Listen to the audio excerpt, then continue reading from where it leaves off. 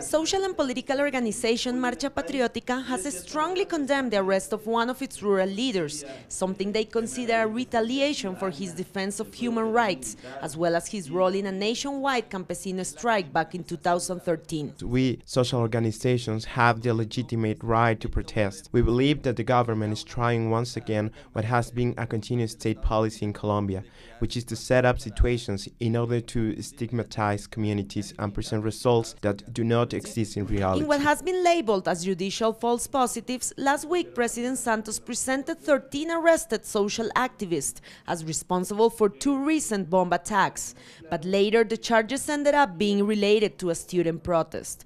Now, as social organizations were denouncing the latest arrest, they received the news that a second leader was being arrested right in that moment. President Santos says things, but in practice he does exactly the opposite. That is what he has been doing along the peace process. He speaks about measures to advance the negotiation, and right at this moment he speaks about the de-escalation of the conflict.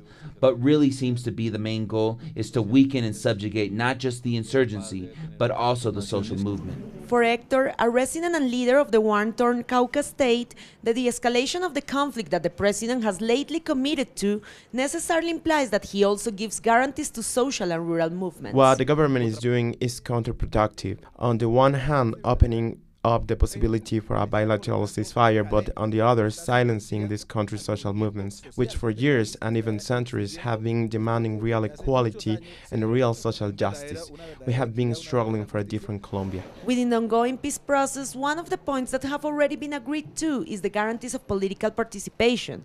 Now, what social movements are demanding from the government is that it acts on its talk of peace in Havana and stop criminalizing social protest in Colombia. Natalia Margarita, TeleSUR, Bogotá.